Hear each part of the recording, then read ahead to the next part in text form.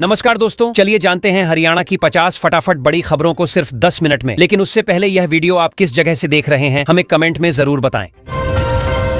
हरियाणा सरकार ने बड़ा प्रशासनिक फेरबदल करते हुए 15 आईपीएस और 21 एचपीएस अधिकारियों के तबादले किए हैं। इस बदलाव का उद्देश्य पुलिस और प्रशासनिक व्यवस्था को अधिक प्रभावी बनाना बताया जा रहा है। कई वरिष्ठ अधिकारियों को नई जिम्मेदारियां सौंपी गई हैं, जिससे विभिन्न विभागों के कामकाज में तेजी आने और प्रशासनिक दक्षता बढ़ने की उम्मीद जताई जा रही है।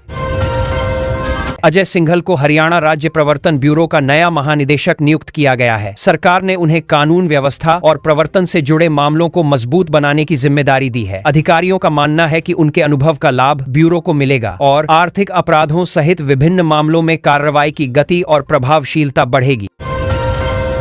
आलोक मित्तल को हरियाणा का नया महानिदेशक जेल बनाया गया है। जेल प्रशासन में सुधार, सुरक्षा व्यवस्था को मजबूत करने और कैदियों के पुनर्वास कार्यक्रमों को प्रभावी बनाने की दिशा में उनसे महत्वपूर्ण भूमिका निभाने की अपेक्षा की जा रही है। विभाग में नई कार्यशैली और बेहतर निगरानी व्यवस्था लागू किए जाने की संभावना भी जताई गई है। डॉ. चक्कीराला संबाशिवा राव को हरियाणा पुलिस अकादमी मधुबन का महानिदेशक नियुक्त किया गया है। उनके नेतृत्व में पुलिस प्रशिक्षण व्यवस्था को आधुनिक बनाने, तकनीकी दक्षता बढ़ाने और नए पुलिस कर्मियों को बेहतर प्रशिक्षण देने पर जोर रहेगा। अकादमी में विभिन्न सुधारात्मक कार्यक्रमों को भी आगे बढ़ाने की योजना बनाई जा रही है। एडीजीपी विकास अरोड़ा को दूरसंचार विभाग का अतिरिक्त प्रभार सौंपा गया है। पुलिस संचार प्रणाली को और अधिक आधुनिक तथा प्रभावी बनाने की जिम्मेदारी उन्हें मिली है। विभाग में तकनीकी संसाधनों के विस्तार, नेटवर्क सुदृढ़ीकरण और आपातकालीन संचार व्यवस्था को बेहतर बनाने के लिए नई योजनाओं पर काम शुरू होने की संभावना जताई जा रही है। एडीजीपी चारू बाली को सूचना प्रौद्योगिकी विंग और एससीआरबी की जिम्मेदारी दी गई है। डिजिटल पुलिसिंग को बढ़ावा देने, अपराध संबंधी आंकड़ों के बेहतर प्रबंधन और साइबर सुरक्षा को मजबूत करने पर उनका विशेष ध्यान रहेगा। सरकार का उद्देश्य तकनीक के उपयोग से पुलिस सेवाओं को अधिक पारदर्शी, तेज और नागरिकों के लिए सुविधाजनक बनाना है। एडीजीपी राकेश कुमार आर्या को ईआरएसएस और यातायात विभाग का कार्यभार सौंपा गया है। आपातकालीन प्रतिक्रिया प्रणाली को अधिक प्रभावी बनाने और सड़क सुरक्षा उपायों को मजबूत करने की दिशा में वे काम करेंगे। राज्य में बढ़ते यातायात दबाव को देखते हुए नई योजनाओं और निगरानी तंत्र को भी लागू किया जा सकता है। मनीष चौधरी को महानिरीक्षक जेल नियुक्त किया गया है। जेलों में सुरक्षा प्रबंधन, प्रशासनिक निगरानी और सुधारात्मक कार्यक्रमों को प्रभावी बनाने की जिम्मेदारी उनके पास होगी। राज्य सरकार जेल व्यवस्था को अधिक व्यवस्थित और सुरक्षित बनाने के लिए लगातार प्रयास कर रही है, जिसमें वरिष्ठ अधिकारियों की नई नियुक्तियां महत्वपूर्ण मानी जा रही हैं।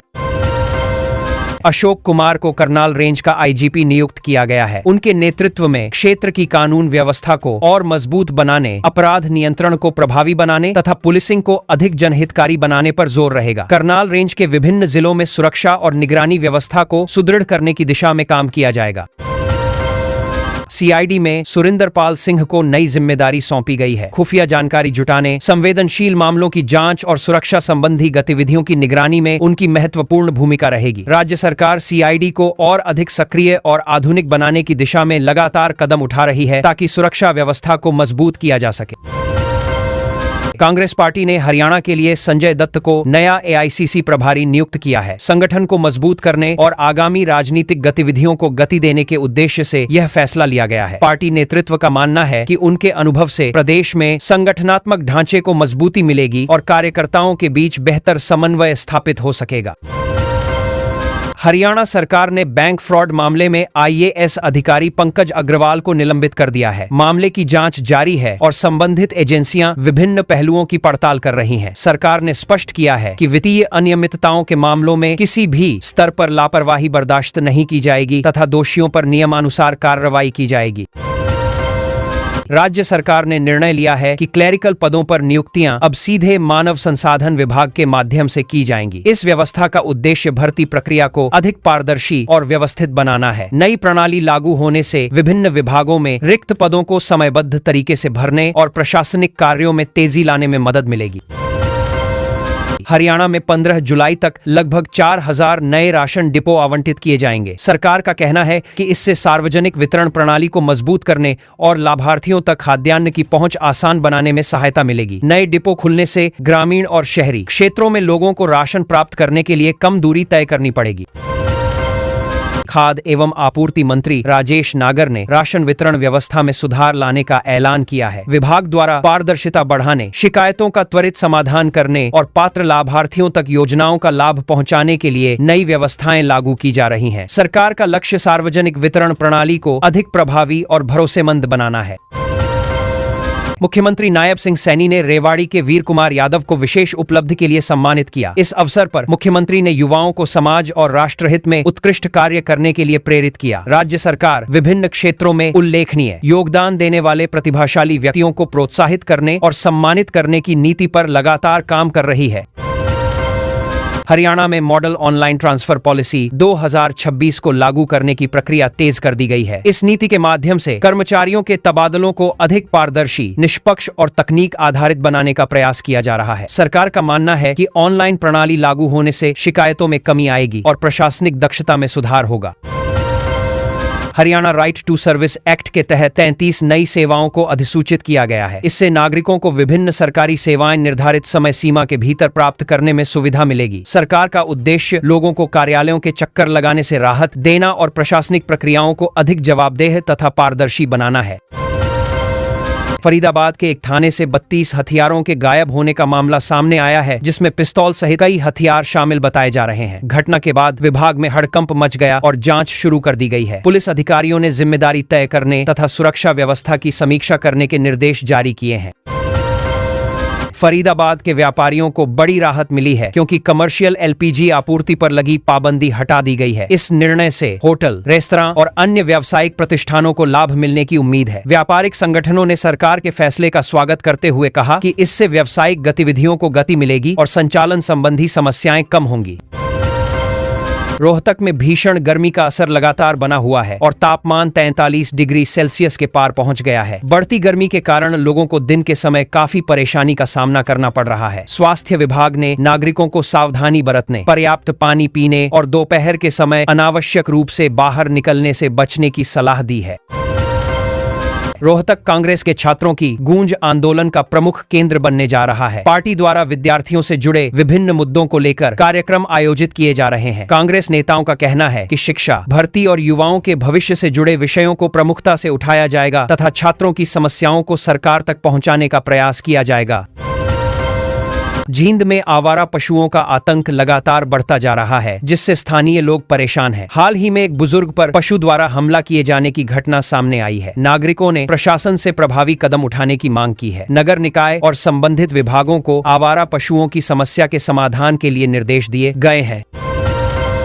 जींद में सांसद जयप्रकाश की गाड़ी एक आवारा पशु से टकरा गई। घटना के बाद क्षेत्र में सड़क सुरक्षा और आवारा पशुओं की समस्या एक बार फिर चर्चा का विषय बन गई है। स्थानीय लोगों का कहना है कि सड़कों पर घूम रहे पशु दुर्घटनाओं का कारण बन रहे हैं और प्रशासन को इस समस्या के स्थायी समाधान की दिशा में कार्य करना चाहिए। पंचकूला में एचपीएससी अभ्यर्थियों का अनशन जारी है। अपनी मांगों को लेकर प्रदर्शन कर रहे अभ्यर्थियों से पूर्व मुख्यमंत्री भूपेंद्र सिंह हुड्डा ने मुलाकात की और उनकी समस्याएं सुनी। अभ्यर्थियों का कहना है कि भर्ती प्रक्रिया से जुड़े मुद्दों का जल्द समाधान किया जाए, जबकि प्रशासन स्थिति पर लगातार नजर बनाए हुए है। गुरुग्राम के शहरी श्मशान घाट के विकास के लिए 5.63 करोड़ रुपए की राशि स्वीकृत की गई है। इस परियोजना के तहत आधुनिक सुविधाओं का विस्तार, किराधान के सुविधाओं का विस्तार, आधारभूत ढांचे का सुधार और नागरिकों को बेहतर सेवाएं उपलब्ध कराने पर ध्यान दिया जाएगा। स्थानीय प्रशासन का मानना है कि इससे अंतिम संस्कार संबंधी व्यवस्थाएं अधिक व्यवस्थित और सुविधाजनक बन सकेंगी। गुरुग्राम में 14 करोड़ रुपए की लागत से बने एक शॉपिंग कॉम्प्लेक्स को लेकर विवाद खड़ा हो गया है। आरोप है कि निर्माण कार्य पूरा होने के बावजूद भवन का नक्शा स्वीकृत नहीं कराया गया। मामले की जांच की जा रही है और संबंधित विभागों ने आवश्यक दस्तावेजों की समीक्षा शुरू कर दी है। प्रशासन नियमानुसार कार्रवाई करने की बात कह रहा है। भिवानी में खाद्य विभाग की नई योजनाओं पर काम शुरू कर दिया गया है। किसानों को समय पर खाद उपलब्ध कराने, वितरण प्रणाली को बेहतर बनाने और कृषि क्षेत्र की आवश्यकताओं को पूरा करने के लिए विभिन्न कदम उठाए जा रहे हैं। विभाग का कहना है कि आगामी फसल सीजन को ध्यान में रखते हुए तैयारियों को तेज किया गया है। पानीपत में कांग्रेस संगठन को मजबूत करने के उद्देश्य से नई ब्लॉक स्तरीय नियुक्तियां की गई हैं। पार्टी नेतृत्व का मानना है कि इन नियुक्तियों से जमीनी स्तर पर संगठन को मजबूती मिलेगी और कार्यकर्ताओं के बीच बेहतर समन्वय स्थापित होगा। आगामी कार्यक्रमों और जनसंपर्क अभियानों को भी इससे नई गति मिलने की उम्मीद है। हथीन में नियमों के विरुद्ध निर्मित एक बैंक्वेट हॉल को जिला नगर योजनाकार की टीम ने ध्वस्त कर दिया। प्रशासन का कहना है कि अवैध निर्माण के खिलाफ कार्रवाई आगे भी जारी रहेगी। अधिकारियों ने स्पष्ट किया कि बिना अनुमति या नियमों के उल्लंघन से किए गए निर्माण कार्यों पर सख्ती से कार्रवाई की जाएगी।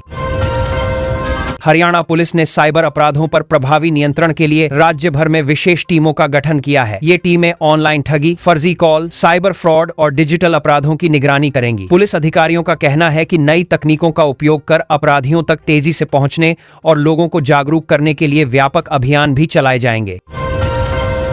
राज्य में कई जिलों के डीएसपी और एसपी स्तर के अधिकारियों के कार्य क्षेत्रों में बदलाव किया गया है। प्रशासन का उद्देश्य पुलिस व्यवस्था को अधिक प्रभावी बनाना और विभिन्न क्षेत्रों में बेहतर कानून व्यवस्था सुनिश्चित करना है। नए पदस्थापन के बाद अधिकारियों ने अपने क्षेत्रों का कार्यभार संभाल लिया है तथा प्राथमिकताओं के अनुसार योजनाएं बनानी शुरू कर दी हैं।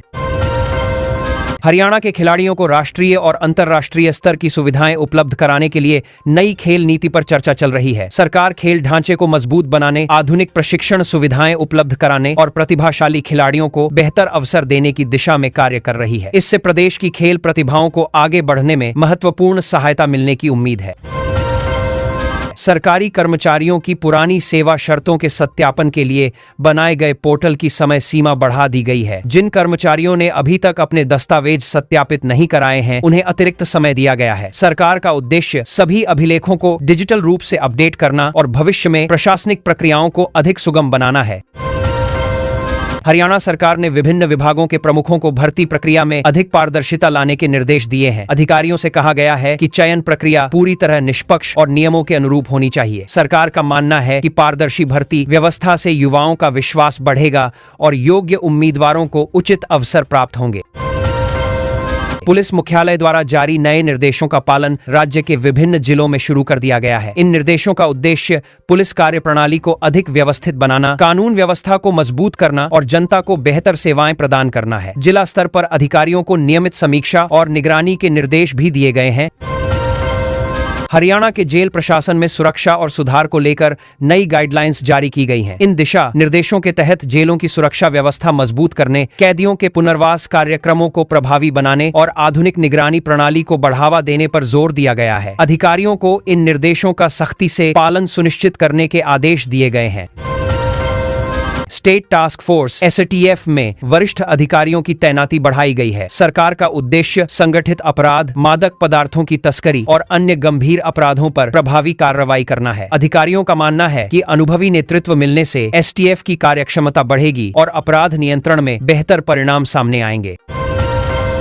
रिक्रूट ट्रेनिंग सेंटर भोंडसी में नए कमांडेंट की नियुक्ति की गई है। प्रशिक्षण केंद्र में पुलिस भर्ती जवानों को आधुनिक और व्यावहारिक प्रशिक्षण उपलब्ध कराने पर विशेष ध्यान दिया जाएगा। अधिकारियों का कहना है कि नई नियुक्ति से प्रशिक्षण व्यवस्था को और अधिक प्रभावी बनाया जाएगा तथा पुलिस बल की कार्यकुशलता में सुधार आएगा।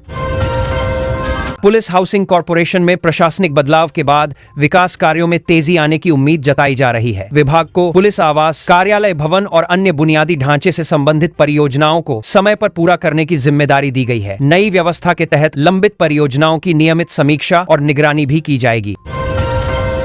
पंचकूला में आपातकाल की स्मृति में आयोजित संविधान हत्या दिवस कार्यक्रम के तहत राज्य स्तरीय बैठक संपन्न हुई। बैठक में विभिन्न जनप्रतिनिधियों, अधिकारियों और सामाजिक संगठनों के प्रतिनिधियों ने भाग लिया। वक्ताओं ने लोकतांत्रिक मूल्यों, संविधान की महत्ता और नागरिक अधिकारों की रक्षा पर जोर देते हुए युवाओं को लोकतंत्र के प्रति जागरूक रहने का संदेश दिया।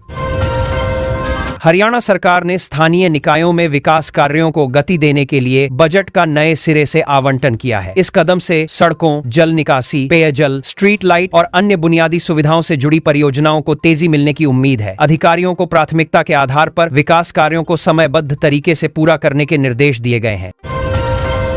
प्रदेश के युवाओं के लिए रोजगार और कौशल विकास प्रशिक्षण कार्यक्रमों की शुरुआत की गई है। इन कार्यक्रमों का उद्देश्य युवाओं को उद्योगों की जरूरतों के अनुरूप प्रशिक्षित करना और रोजगार के बेहतर अवसर उपलब्ध कराना है। सरकार विभिन्न संस्थानों, उद्योगों के सहयोग से प्रशिक्षण व्यवस्था को मजबूत बनाकर युवाओं की रोजगार क्षमता बढ़ाने पर काम कर रही है। कृषि विभाग ने मानसून की तैयारियों और बीज वितरण व्यवस्था को लेकर सभी जिलों से विस्तृत रिपोर्ट मांगी है। विभाग का लक्ष्य किसानों को समय पर गुणवत्तापूर्ण बीज उपलब्ध कराना और खरीफ फसलों की बुवाई को सुचारू बनाना है। अधिकारियों को निर्देश दिए गए आगे बाद बीज है कि कृषि संबंधी आवश्यक व्यवस्थाएं समय रहते पूरी कर ली जाएं। बिजली निगम ने दावा किया है कि इस बार गर्मी के मौसम में बिजली कटौती को काफी हद तक नियंत्रित किया गया है। विभाग के अनुसार मांग बढ़ने के बावजूद आपूर्ति व्यवस्था को बेहतर बनाए रखने के लिए कई तकनीकी सुधार किए गए हैं।